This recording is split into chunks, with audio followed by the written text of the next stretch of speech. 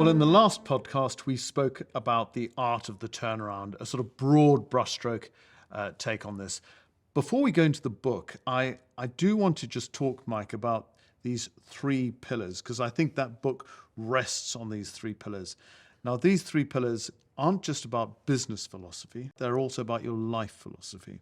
I think they're accumulation of experiences and things that have happened and really coalesced into three major elements. And they apply to business as much as life, yeah? Yes. Tell me what the three are to start with. Well, the first one, and this is not in order of importance, these are just outlining them. Mentorship is, to me, one of the very critical elements.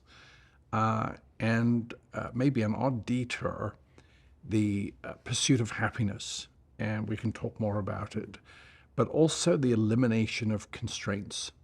And so those are the three elements, and we can obviously talk more about those in more detail. Sorry, and constraints, artificial constraints, real constraints? Well, what people perceive as being a constraint that actually isn't if it's removed.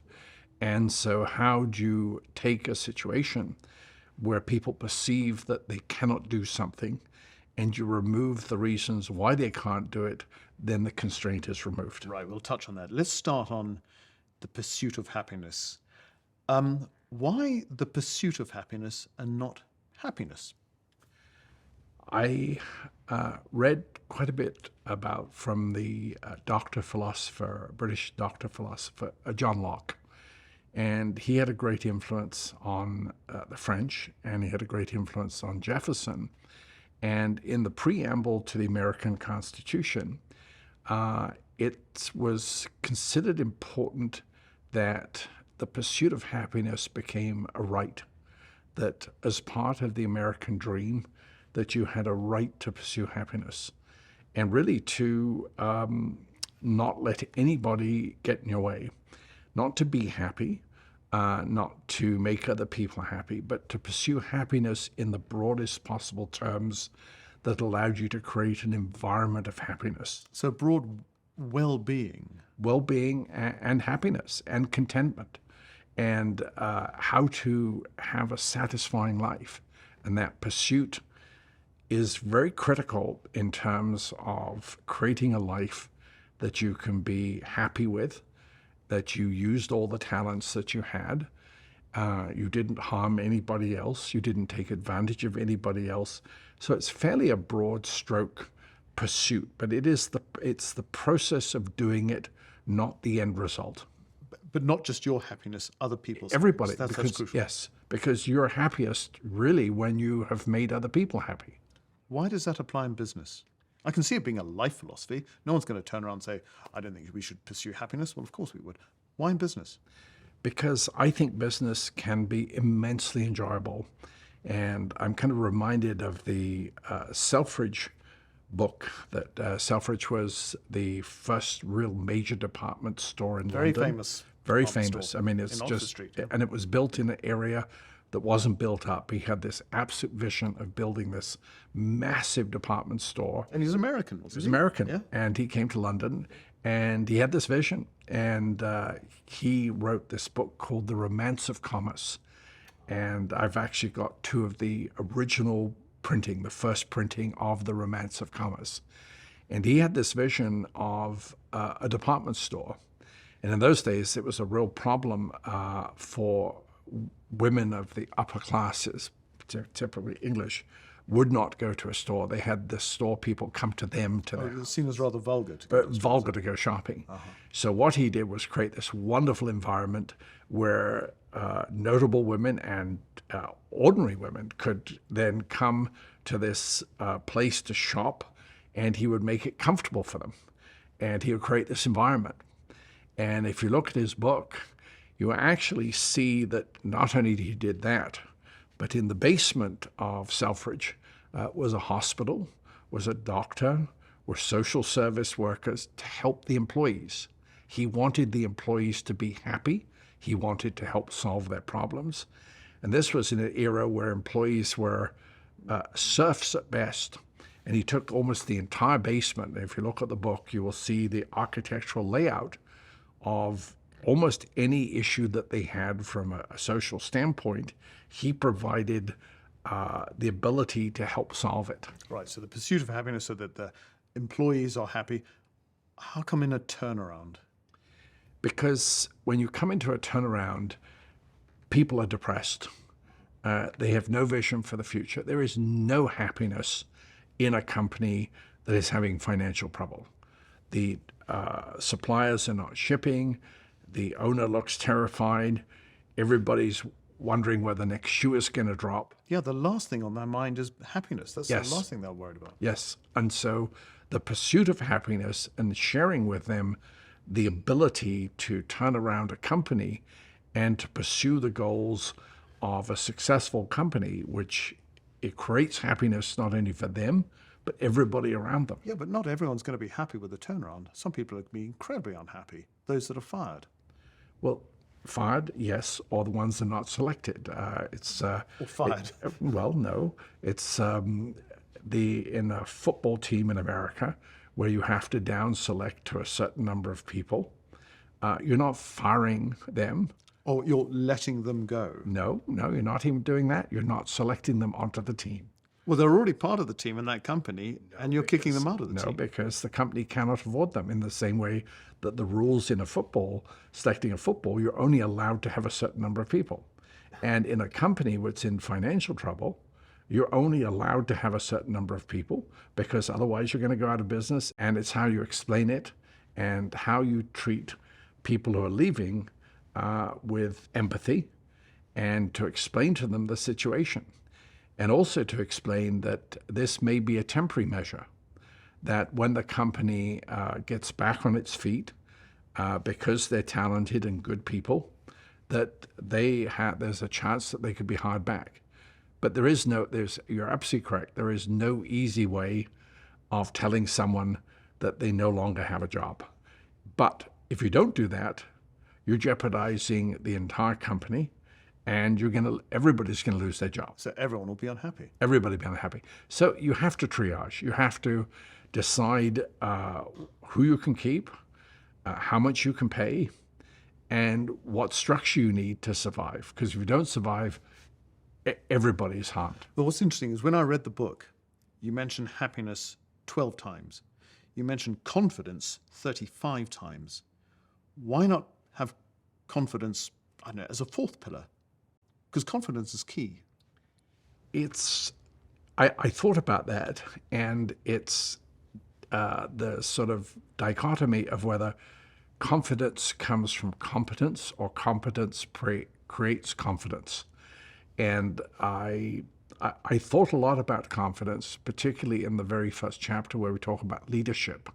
There is an absolute requirement for complete and total confidence.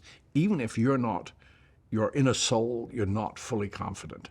You have to display confidence. But that doesn't just apply to you as the person who's turning around the company. It applies to everyone in that company. So that's how, when you start the turnaround process, people gain confidence that the future's going to happen. And we talked a little bit about in the book about bringing in new equipment. We talked about the cosmetics of a company being, clean your room first before you even start anything else, because you have to have confidence, and you get confidence by seeing things change for the better. So why not make confidence the fourth pillar? I could have done, but I chose not to. Because I didn't think it had the gravitas that the other three had. let's move on to the second one. Constraints. Again, you use words pursuit of happiness, elimination of constraints. Yes. So many people have perfect ongoing alibis throughout their lives of things that they can't do because. And that's the default setting. Yeah, that's the default setting. I can't do this because I don't have the qualifications. I don't have a degree. I'm the wrong type of person. And they create all these constraints. And one of the things that I have genuinely enjoyed doing in the turnaround situation is removing those constraints. And there are many, many ways that you can do it. And particularly in a turnaround situation where someone had a particular job and you can expand that job, removing the constraints. You can show them that they can do a lot of things Oh, they're constrained because they're in the silo. in the silo, and that they were constrained from doing something else because that wasn't their job. They weren't given permission to do it, so they stayed in the silo. So you start opening up the field, you start getting a very, very different level of confidence because the constraints have been removed. So there are, well, I was going to say there are two types of constraints. There are more than two types. There's the physical constraints, clearly. Yes. There's the managerial constraints, and then there's the self-imposed constraints. Yes. How vital is that bit? Because the managers could say, well, he's welcome or she is welcome to do this or that. But then you go to that person, they'll say, well, I can't. There's that artificial Yes. personal constraint. And that's the one that when I was looking for these wonderful gems in companies, finding those people who had artificially constrained what they thought they were capable of doing. And I showed them in many cases what they were capable of doing, and suddenly they blossomed. And so that's why constraints, more and more of what companies and individuals can do by really posing what happens when the constraint you've told me about is removed. What happens then? Are the bigger companies the ones that have the most constraints? Because the bigger a company becomes, the more of a behemoth it is. Are there more constraints in a huge company than in a smaller company? Yes, there are a lot more silos. Yeah. And people tend to stay in their silos, and that's not my job. I don't do that. And one of the interesting things, which we'll get into more detail on the meetings, is if you mix people together who have, in some cases, never met each other, and they don't have their supervisors in the meeting, they suddenly gain immense respect for what other people do. That you have to put up with that, you have to do this. Wow, I never realized you worked that hard. I never realized your job was that disagreeable in a lot of cases. And there's a sort of tremendous respect for people in different parts of the company. And then people start to see that the knee bone is connected to the thigh bone, that this is all interconnected, but they'd never gone outside their silo before. They never saw what was going on elsewhere in the company. And then they started to realize that their work, if done well, will positively impact the person downline. And then they took on an extra level of responsibility that if I do my work really well, it will help this person here. If I do it badly, they have to correct it. It gives them extra work. And it suddenly people get a realization that everybody's tied together in the company. They're all part of the same team. What about the company itself? Because we're looking at granular detail there, aren't we? The restraints on the company, there'll be societal constraints, cultural constraints, political constraints. How big a deal is that, the big picture stuff? I think that's very important, particularly from the leadership standpoint, on what they feel they can do versus what they're eventually doing. And when I built my first manufacturing company, I had a vision that seemed stunningly impractical. I had this vision of this beautiful 60,000 square foot building with spotless environment, state-of-the-art equipment, totally impractical from where I was. But I had a very firm vision that that's where I was going to go.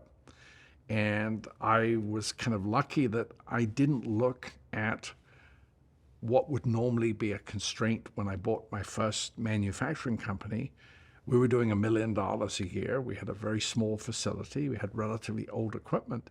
And I had this vision of this incredibly large 60,000 square foot with state-of-the-art equipment. So it was that vision and that drive that really pulled me forward.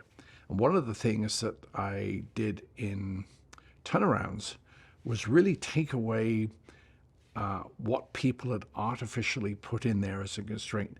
We can never do this. We can't afford new equipment. So, well, what happens if we finance it? Well, yeah, then we could. Okay, now we've removed that constraint. So if you had brand new equipment, what could you do? Well, we could take on a lot more work. Okay, fine. Then your company sales now at $1 million, you can have a vision of $5 million a year. Well, that would be fantastic. And so by gradually taking away what people perceive they can't do, they start getting the appetite of things they can do. But isn't there a danger? You say perceiving what they can't do. That yes, a lot of constraints are perceived, but there must be constraints out there that are real, like legislative or economic climate, that they really can't do anything about. You'd be amazed. But there are constraints out there that are genuine constraints. No, you'd be amazed at how you can circumvent so many of them. I'll give you an example. When Elon Musk decided to get into the space business, he went down to NASA and he asked them why satellite launching was so expensive. And they said because the rockets go up and they're thrown away. He said, why can't you bring them back? And they laughed. And that was a constraint. That was an absolute guaranteed constraint. No one had ever thought of the fact that you could actually bring a rocket back. So from the best scientists working at NASA, they thought it was laughable. And when the first one blew up, crickets, crickets. Second one blew up, crickets. Well, Elon Musk said, we've learned a lot. And the third one landed. And just recently, last week, there was a Falcon 9 launched for the Starlink satellites, and it was the 16th time that rocket had been used. He's changed the economics. So when you talk about constraints, yes, there are obviously some constraints. But to me, what I've seen in my life is how easy it is to remove those using creativity, using energy, thinking differently, like bringing rockets back. NASA would have changed entirely if someone at NASA said, you know, our big expense are these rockets. If we could bring them back, we could do 10 times as many launches.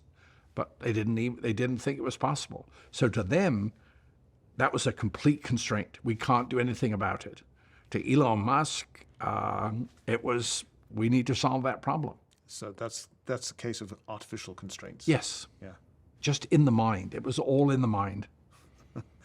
Let's move on to mentoring. Yes. Because that is your third pillar. Give me an example of the most important mentor in your life. I think it's a matter of timing. And I think the most important mentors come at a point in your life where they can make the biggest difference. And I was lucky enough at the age of 14, 15 to have a mentor who was a mathematician, such a brilliant mathematician, Dr. Kunde, that he could have taught at university. In fact, he was a doctorate. He had a doctorate in mathematics. So he was your teacher at school? He was my teacher at school. Well, not my teacher yet. So he came into my classroom. He'd heard that I had a capability in mathematics because during the school term, I did no work. But every year at the end of the year when I took my exams, I got everything 100% correct, and they had to give me a gold star. And they'd obviously chatted about it in the common room amongst the teachers. And so he decided to come and visit my classroom. And how did he turn you around? Did he turn you around? Yes. He gave me extraordinary confidence that I had capabilities that were different, that were many other people didn't have. And I think he spotted that he had those different capabilities.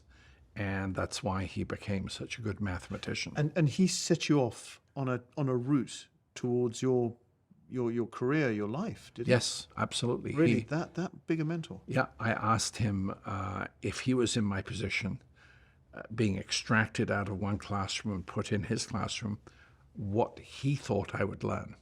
So he saw what genius in you did he spot? Maths, computing? I think math, just pure math, that I could see answers to mathematical equations almost in my head. I could just kind of see the answer. And he obviously had that similar capability. I used to race through the math tests almost as fast as I could write the answers down. So he was a great teacher, but what made him a great mentor? Because of the encouragement. He took me out of a classroom of 14-year-olds and let me mentor and audit the 18-year-olds class. He assumed that anything he was teaching I would be able to understand. Okay, so then roll on a decade and a half. How does that then translate into turning around a company? Well, at the age of 14 or 15 and having a bad stammer and not having much self-confidence, his adoption of me created a level of confidence that I'd never had before. He felt I had possibilities. He felt that he could encourage me on those, which he did. And he just assumed that I was capable, even though I didn't feel I was. And so, sorry, so when it comes around to the turnaround of a company, you then, and correct me if I'm wrong, you feel you can then transfer that mentoring onto others. Yes. That's the key point. And creating confidence. I mean, here is you're looking over the edge of the cliff financially, and how do you create confidence to pull back from that? How do you create an environment where people have confidence and feel that the future is going to be bright? And that's what Dr. Kandi did. He felt there weren't any constraints in what I chose to do in my life. Yeah, it's interesting. We're getting those pillars merging into each other. But people in a company that's about to go to the wall, they're looking for leadership, not mentorship. They're in a crisis situation. Yes, so the initial thing is leadership, where you create the path. But then there's a subtle transition to mentorship, where you're taking these gems in a company and you're trying to get the most out of them that even they think is not possible. So mentoring comes further down the line in the turnaround of a company. Yes, exactly. It's a transition that comes when people have confidence in your leadership, then they're willing to accept mentorship because you've already displayed the traits of leadership that they can have confidence in. No one wants to be mentored by someone they don't have confidence in. So Dr. Kandi had this extraordinary confidence in so many different areas in his life, and he felt it was completely natural to have that confidence. So he stood out as this exceptional person. And that was a magnet to me. I was watching very carefully kind of how he comported himself, how he taught. The fact he allowed me to learn what I chose to learn rather than having to learn what he was teaching. When you go back to a company or when you've just turned a company around, do you look back and say, this is where mentoring played a great role? Do you see evidence of mentorship? Yeah, absolutely. I've seen people absolutely blossom from being not confident and being really very depressed, being trapped in that environment.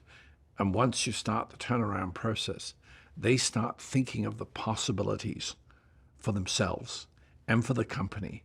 And it's almost a miraculous transition. It starts with reading the room, seeing different types of personalities. But I found so many genuine gems in companies where people were trapped in a place where they had no opportunity, and creating an opportunity for within the company, suddenly they blossom. These pillars, they're not standalone pillars. The more I talk to you, the more I see these pillars merging into each other to be almost one super pillar. Well, where the three come together. I think you're absolutely right. I mean, it is all a holistic process, and it's hard to sort of delineate where one starts and the other one stops, because they all come together as a very natural form of optimism, of having a vision, convincing. There's a whole bunch of processes that you have to incorporate into a company. So it's more the judo principle. You use their strength to take them to where you want them to go, and they don't even recognize that they're being taken there. Do you articulate those three pillars to them at the start of the turnaround, or do you just weave it into the turnaround? I just weave it in. It's almost. You don't tell them about it? No, I don't. In fact, it was only writing the book that when I deconstructed what I did, that I found, I kind of found the pillars.